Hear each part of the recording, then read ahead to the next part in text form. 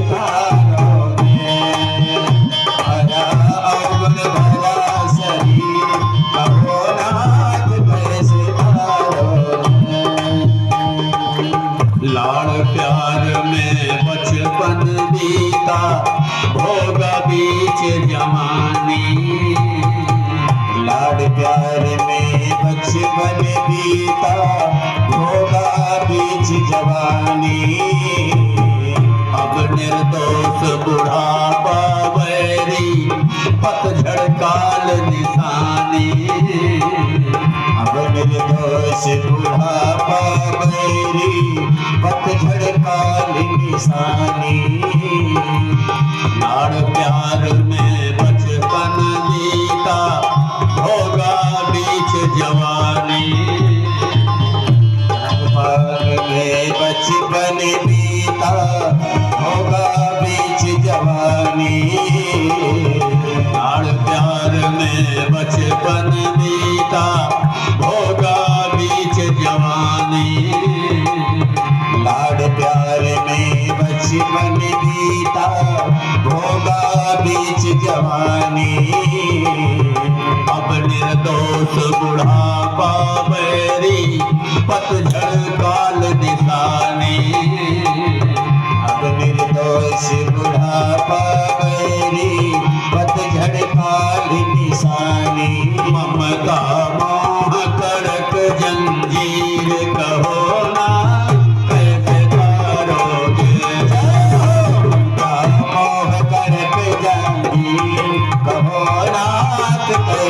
तारोगे मारा अवगुण भरा शरीर कहो ना कैसे तारोगे मारा अवगुण भरा शरीर कहो नाथ कैसे तारोगे मारा अवगुण भरा शरीर कहो ना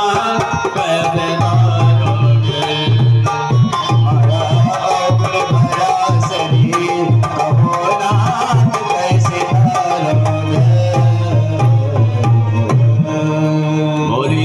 वत्सल भगवान की जय राधा माधव भगवान की जय हो। सुखदेव जी कहते हैं कि हे राजन, इन्हीं रघुवंशियों में एक राजा थे जिनका नाम था नृग। महाराज नृग इतने दानी थे। सुखदेव जी कह रहे हैं कि हे राजन, बरखा की बूंद तो गिनी जा सकती है, बालू के कण भी गिने जा सकते हैं, लेकिन महाराज नृग इतनी गाय दान किए थे कि जिसकी गिनती नहीं हो सकती, जिसकी गणना नहीं हो सकती। और गाय कैसी दान किए थे? ऐसे नहीं कि जो मरने वाली है गुरुजी को दे दिए, ले जाओ महाराज। वो गाय जो नीचे सावक है दूध देती हुई, सींग और खुर में स्वर्ण मढ़े हुए, सुंदर गाय।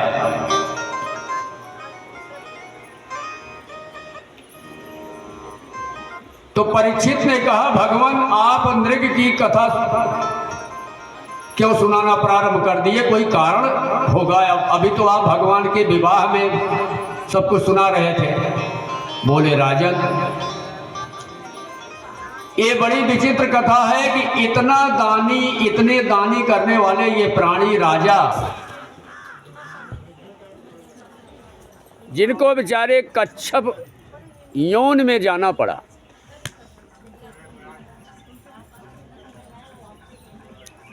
खिचुही की यौन में, तो परीक्षित हाथ जोड़कर खड़े हो गए। बोले, गुरुदेव जो इतना दान करता है क्या उसको कच्छप बनना पड़ता है? दान करने से यही होता है कि उसे कच्छप बनना पड़ता है? बोले, नहीं राजन, हुआ यूं कि महाराज नृग नित्य गाय दान करते थे ब्राह्मणों को, और सुंदर गाय। एक दिन एक ब्राह्मण इनके गौशाले से गाय ले गया और रात में वो गाय किसी तरह रस्सी को तोड़कर आई, पुनः नृग के गौशाले में मिल गई। दूसरे दिन गलती से महाराज नृग ने यही गाय एक दूसरे ब्राह्मण को दान कर दी। ये ब्राह्मण गाय ले ही जा रहा था, तब तक पहले वाला ब्राह्मण अपनी गाय को ढूंढते ढूंढते आ रहा था। सो रास्ते में भेंट हो गई। कहने लगा, रे नालायक, मेरी गाय कहाँ मिली तुझे? तो ये ब्राह्मण कह रहा है, ऐसा क्यों कह रहे हो भैया? अभी अभी तो महाराज मुझे दान किए हैं, मैं लेके आ रहा हूं। दोनों में बहुत कहा सुनी हो गई। तो दोनों ने कहा, भाई ऐसा है। एक तीसरे ने भी देखा तो कहा कि ऐसा लड़ो मत, महाराज के पास ही जाओ, खुद ही फैसला कर देंगे किसकी गाय है, देने वाले तो महाराज हैं। अच्छा भाई, दोनों ब्राह्मण पहुंचे दरबार। महाराज नृग से कहने लगे कि राजन, आपने, आज वाला कह रहा है कि राजन ये गाय आपने मुझे दान किया है ना?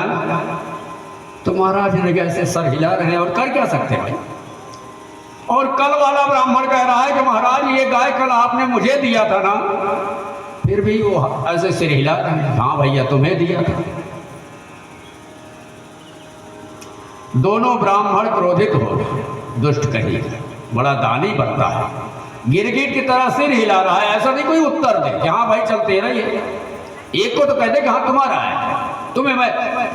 अच्छा, जब क्रोधित हो गए, अब कहने लगे दोनों ब्राह्मण की दुष्ट कही के गिरगिट की तरह सर हिला रहा, तो महाराज नृग बहुत डर गए कि ऐसा न हो श्राप दे दे।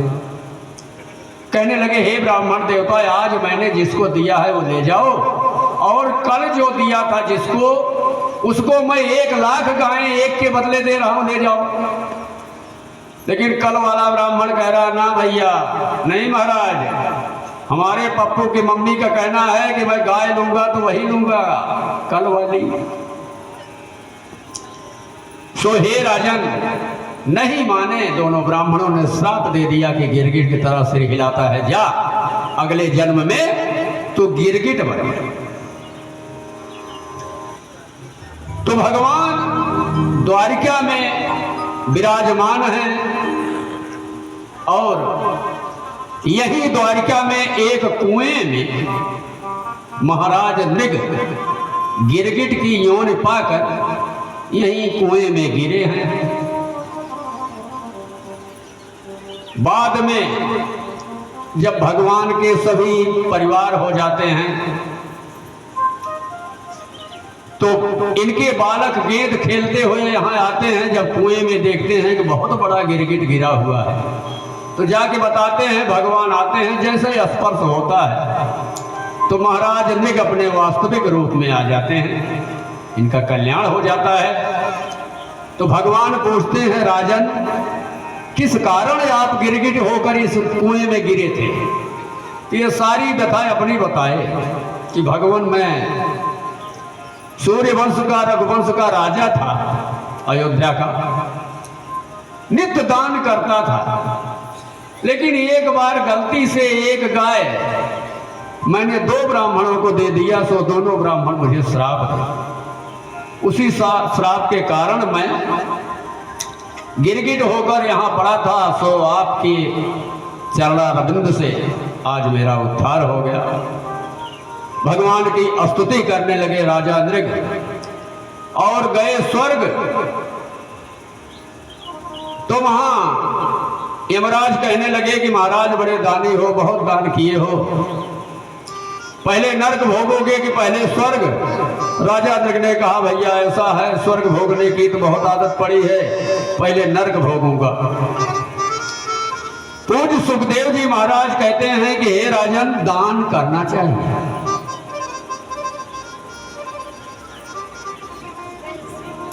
दान करना चाहिए।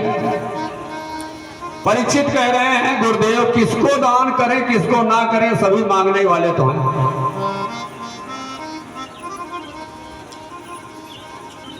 पूज्य सुखदेव जी महाराज कहते हैं कि हे राजा, यहां ना कोई किसी से कुछ मांग सकता है, ना मांगने में सामर्थ्य है उसकी, और यहां पर किसी को कोई कुछ दे भी नहीं सकता, ना देने में उसकी सामर्थ्य है। इन दोनों में भगवान की ही कृपा समाहित रहती है। ये तो इंसान वो बड़ा भाग्यवान होता है जो जस पा जाता है। नहीं, बिना भगवान की मर्जी के तुम किसी को क्या कुछ दे सकते हो? देने लायक तो तुम्हें वही बनाया, तभी दे सकते हो। इसलिए हे राजन, पात्र मत देखो। जो तुमसे मांग रहा है वो तुमसे कुछ मांग नहीं रहा, तुम्हें जगा रहा है। भैया, बाबूजी 1 रुपया, बाबूजी 1 रुपया, उस 1 रुपए में तुम गरीब नहीं हो जाओगे, लेकिन वो भिखारी तुम्हें जगा रहा है कि 1 रुपया नहीं दोगे तो अगले जन्म में हमारी जगह झोला लेकर तुम घूमोगे।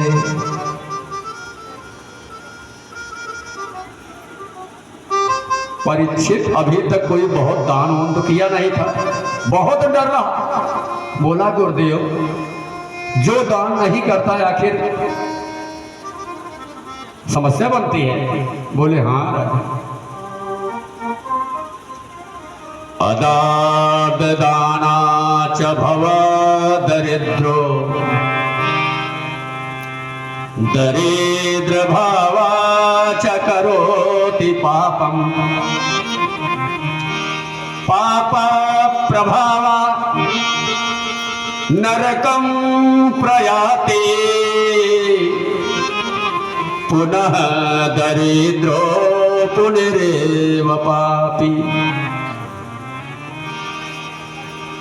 हे राजन, जो पाप नहीं करता, वो जो दान नहीं करता, वो दरिद्र हो जाता है। दरिद्रता के प्रभाव से पाप करता है और पाप के कारण नरक में जाता है, और नरक से फिर कभी विधाता उस पर कृपा करते हैं, मानव योनि पाता है तो किसी दरिद्र के घर में उसका जन्म होता है, जिससे फिर वो पाप करता है। ये क्रम चलता ही रहता है। परीक्षित कह रहे हैं गुरुदेव, जो दान करता है, तो सुखदेव जी कहते हैं कि हे राजन, सतपात्र दानाच भव धनाढ्यो धनाढ्य भावाच करोति पुण्यम पुण्य प्रभावा स्वर्गम प्रयाति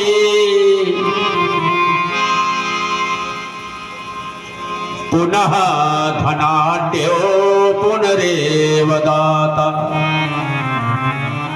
हे राजन, जो दान करता है, दान के प्रभाव से वो पुण्य करता है, पुण्य के प्रभाव से स्वर्ग में जाता है, और पुनः स्वर्ग भोग कर जब फिर कभी आता है तो किसी धनाढ्य के घर में उसका जन्म होता है,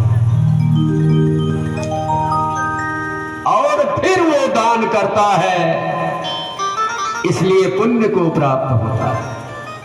इसलिए हे राजन, दान करना चाहिए। परीक्षित ने कहा, सरकार कितना दान करना चाहिए? कहने लगे अपनी कमाई का दशांश दान करना चाहिए राजन। भाई झांकी का आगमन होना चाहिए, विवाह का समय लगभग हो चला है, बारात आ गई है, सब बैठे हैं। अच्छा, शिषपाल के कितने बराती हैं भैया, हाथ ऊपर करो। कोई नहीं, हम भी भगवान के बराती आए हैं, शिषपाल के नहीं। हाँ? तो झांकी का आगमन होना चाहिए। बड़ा ही मनोरम दृश्य है।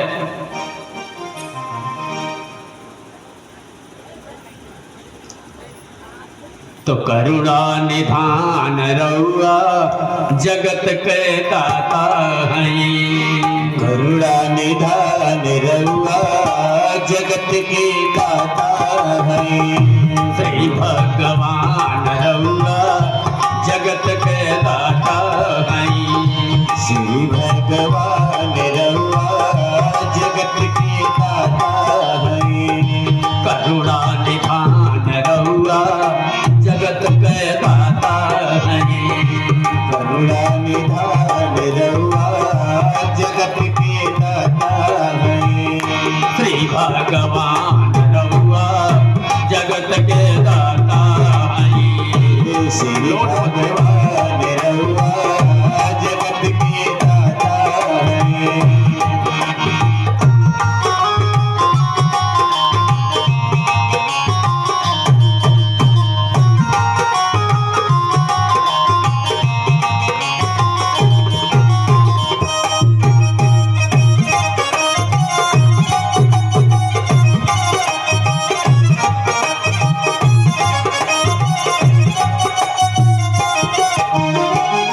भक्त विदुर घर गैली, भक्त विदुर घर गैली, भक्त विदुर घर गैली, भक्त विदुर घर गैली।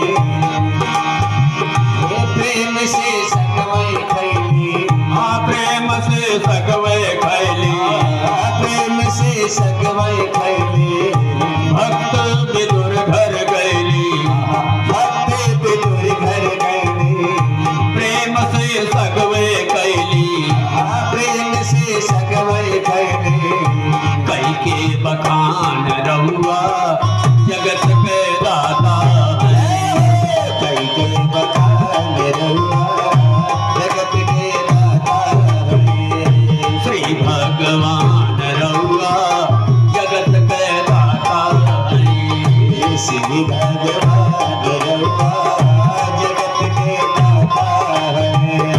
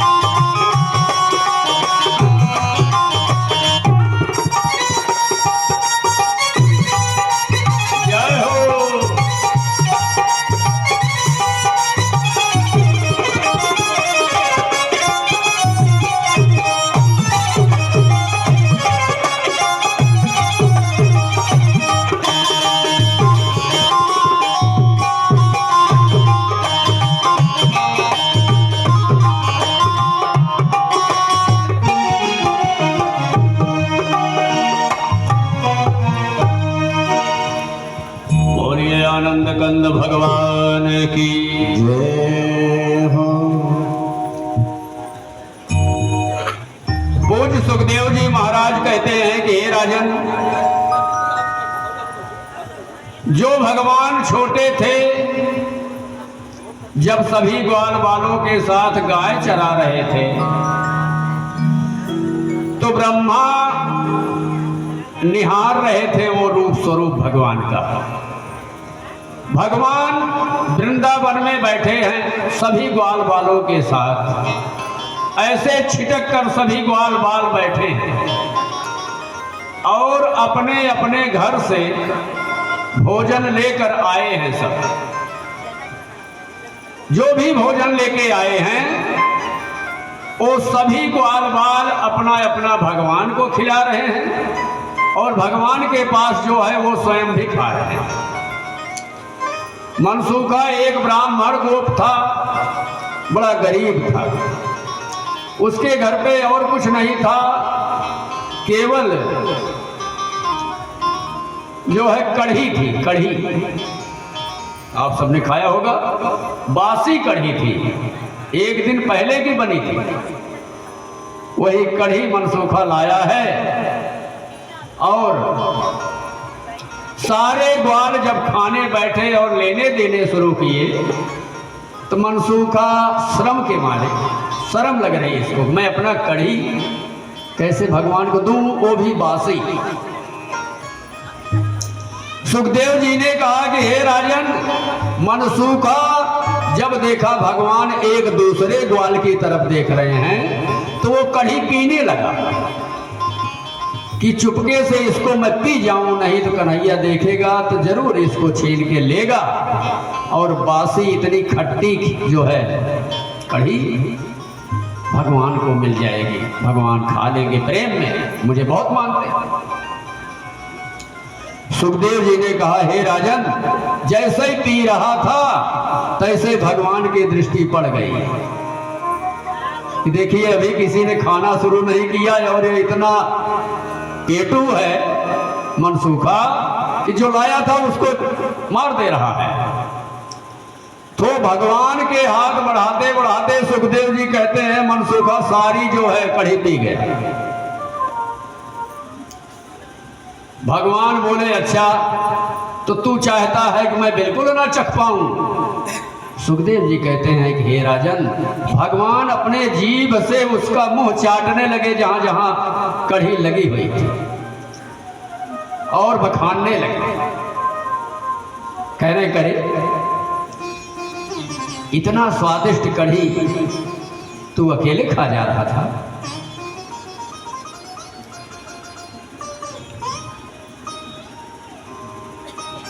सुखदेव जी ने कहा कि हे राजन, मनसूखा रोने लगा, उसकी आंखों में आंसू आ गए। भगवान कितने दयालु। ब्रह्मा ये झांकी बिल्कुल देख रहे थे, उनके मन में संदेह होने लगा, बताओ ये ब्रह्म नहीं हो सकता, एक साधारण ग्वाल का मुंह चाट रहा है, जूठा खा रहा है, ये ब्रह्म नहीं हो सकता। सुलाओ इसकी परीक्षा ले लेते हैं। उन्होंने भगवान के कुछ ग्वाल और कुछ बछड़े गायब कर दिए, अपनी माया से गायब कर दिए। भगवान तो अंतर्यामी है, जब देखे कि ये बुढ़ऊ की करामात है कुछ, सारे ग्वाल कहने लगे कन्हैया वो फला फला फला फला कहाँ गए? बछड़े भी अपने वो नहीं है, काला वाला नहीं है, पीला वाला लाल वाला। अच्छा जब सब कहने लगे तो भगवान ध्यान किए तो जान गए कि बुढ़ऊ जो है ऐसा कर रहे हैं। सो उसी समय ब्रह्मलोक गए और ब्रह्मा के अनुचरों से, ब्रह्मा तो यहाँ आए थे माया रचने, ग्वाल बाल गायब करने और बछड़ा गायब करने। सो तुरंत भगवान ब्रह्मलोक गए और ब्रह्मा के जो अनुचर हैं उनसे बोले ऐसा है आजकल नकली ब्रह्मा बहुत घूम रहे हैं, इसलिए ध्यान रखना अंदर कोई भी आने ना पाए नकली ब्रह्मा। तो सारे जो है द्वारपाल कहने लगे सर नहीं महाराज, हम सब बिल्कुल ध्यान रखेंगे। भगवान गए ब्रह्मा के सिंहासन पर विराजमान हो गए और इधर ब्रह्मा सारी माया ग्वाल बाल और बछड़े गायब करके जब वापस आए तो उन्हीं के द्वारपाल भाला लगा दिए उनके लिए। बोले अंदर नहीं जा सकते। ब्रह्मा बोले अरे तुम्हारी बुद्धि कुंठित हो गई है, मैं ही तो हूं तुम्हारा राजा। कहने लगे हाँ हाँ हमको पता है आजकल नकली ब्रह्मा बहुत घूम रहे हैं, आप ऐसा करो यहां से खिसको और कोई देखो रहा है, यहां नहीं दाल गलेगी। अरे कहने लगे नालायकों, हमारे द्वारपाल हो, हमें तुम रोक रहे हो।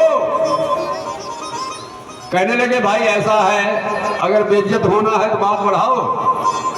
नहीं हमें आदेश मिल चुका है कि नकली ब्रह्मा बहुत घूम रहे हैं, आप यहां मत आओ, जाओ।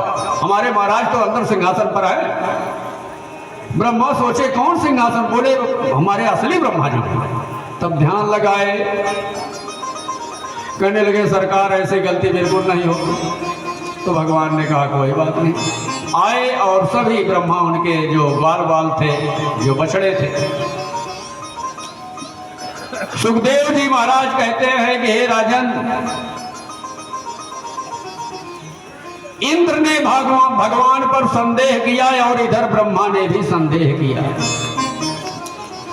दोनों में इंद्र को तो भगवान ने क्षमा कर दिया था, लेकिन ब्रह्मा को भगवान ने क्षमा नहीं किया। परीक्षित कहने लगे सरकार ऐसा था, आखिर कि वो भी तो क्षमा मांगे। बोले क्षमा मांगे लेकिन भगवान ने क्षमा नहीं की।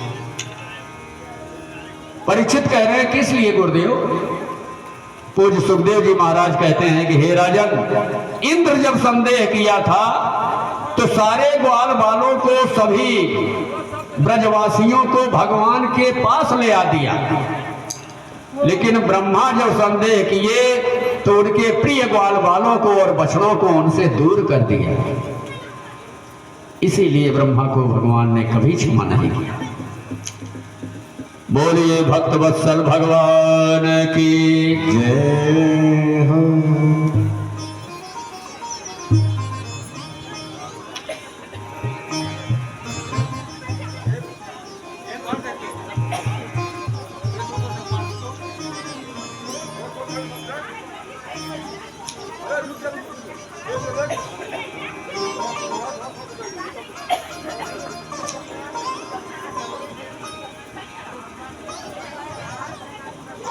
तो मैं तो जपूं सदा तेरो नाम, दयालु दया करो। तुझको सदा तेरा नाम, दयालु दया करो।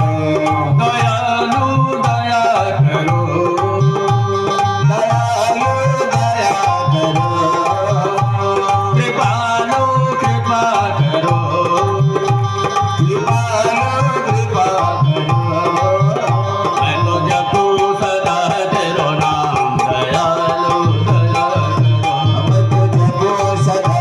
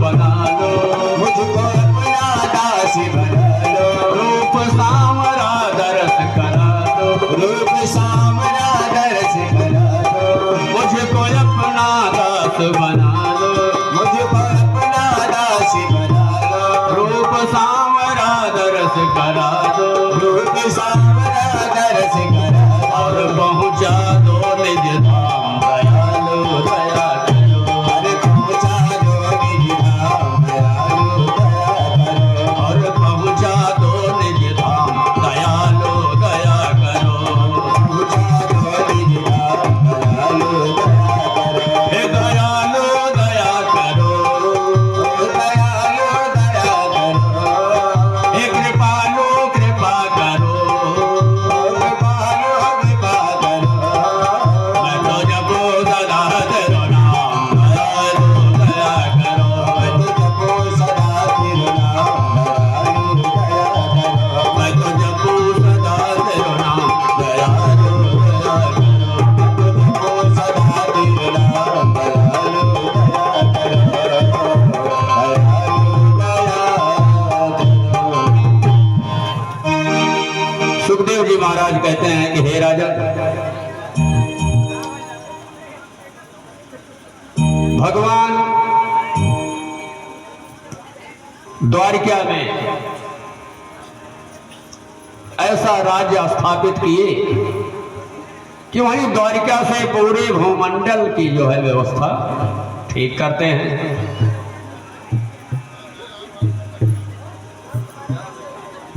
पांचों भाई भीम को ले जाकर जरासंध का वध करते हैं। जरासंध का अर्थ है, जरा का मतलब है बुढ़ापा, संघ का मतलब है समूह परिवार।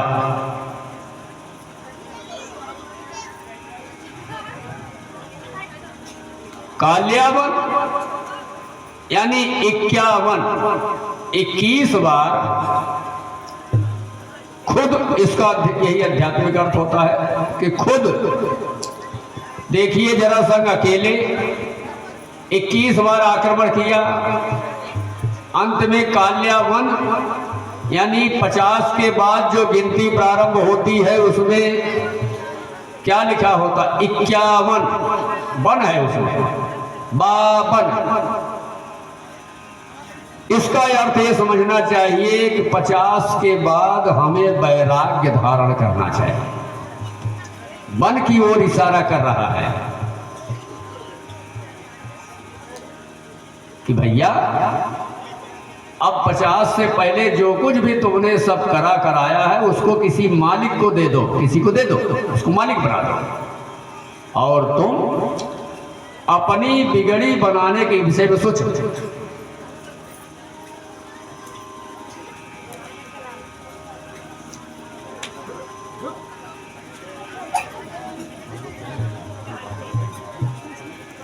बोलिए नारायण भगवान की।